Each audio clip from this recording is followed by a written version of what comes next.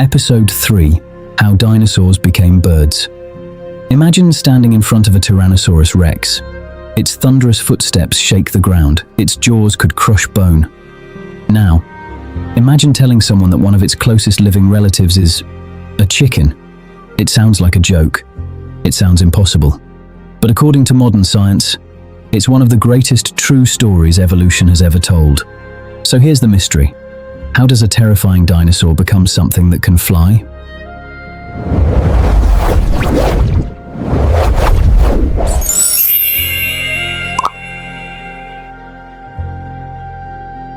When we think of evolution, we often imagine dramatic transformations, one creature suddenly becoming another.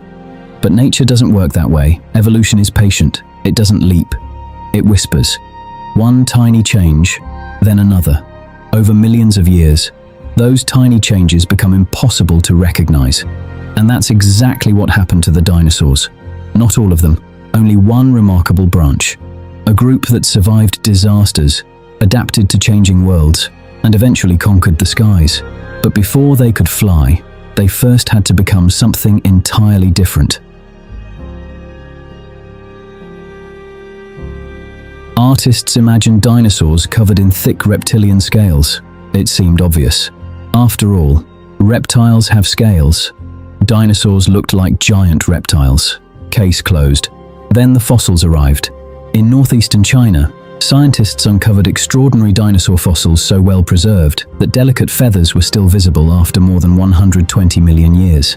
Some dinosaurs had fuzzy coats, others displayed long feathers on their arms and tails. Interestingly, many of these creatures couldn't fly at all, which raised an unexpected question. If feathers weren't originally meant for flying, why did dinosaurs evolve them? Scientists believe feathers may have first helped with warmth, camouflage, communication, or attracting mates. Flight may have been an accidental bonus that came much later. Nature had unknowingly created the perfect material, long before it invented wings. Imagine watching evolution in slow motion, not over days, not over centuries, but across millions of years. Some small dinosaurs were agile hunters. They chased insects, climbed trees, leaped over obstacles. With every generation, tiny differences appeared. Slightly longer arms, lighter bones, stronger shoulder joints, better balance. Individually, none of these changes seemed extraordinary. Together, they slowly transformed the body. Scientists still debate exactly how powered flight began. Some believe these animals first glided down from trees. Others think they ran across the ground, using feathered arms to generate lift while chasing prey or escaping danger. Both ideas are supported by different pieces of evidence.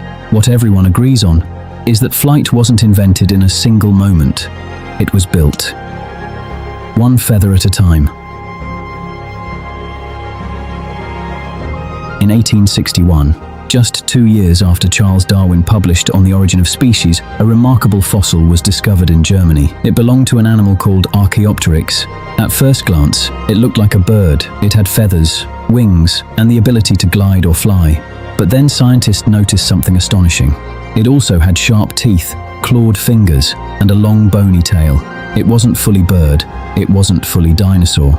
It was both. Archaeopteryx became one of the strongest pieces of evidence that birds evolved from theropod dinosaurs. It wasn't the missing link in a simple chain. Evolution rarely works that neatly. But it revealed something extraordinary. The line between dinosaur and bird had always been far blurrier than anyone imagined.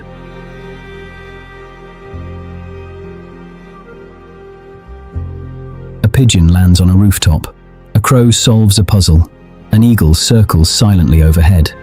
They seem ordinary, but hidden beneath their feathers, their bodies still carry the fingerprints of their ancestors. A wishbone once used by dinosaurs, air-filled bones that made movement lighter, egg-laying behavior, complex nests, sharp vision. Even the way many birds walk echoes their ancient relatives. The age of dinosaurs didn't truly end, it evolved. Every sunrise filled with birdsong is a reminder that dinosaurs never completely disappeared. They simply traded power for possibility. Instead of ruling the ground, they mastered the sky. Perhaps evolution's greatest achievement wasn't creating something entirely new. It was transforming something familiar. The terrifying hunters that once dominated prehistoric forests didn't vanish without a trace. They changed, generation after generation, until claws became wings, scales became feathers, and survival no longer depended on being the biggest creature on Earth, but on becoming the most adaptable. The dinosaurs didn't fail evolution. They became one of its greatest success stories. It's easy to think of evolution as a story about survival, but it's really a story about change.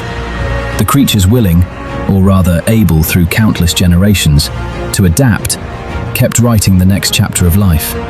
The giants are gone, yet every bird soaring across the sky carries a memory of that ancient world. Not in its thoughts, but in its bones, its feathers, its DNA. The next time you hear birds singing at dawn, remember, you're listening to the descendants of creatures that once shook the earth with every step. But here's a question that has fascinated people for generations. If humans and dinosaurs had lived at the same time, would our intelligence have been enough? Or would we have become just another meal in a world ruled by giants? That's the mystery we'll explore next on How About How.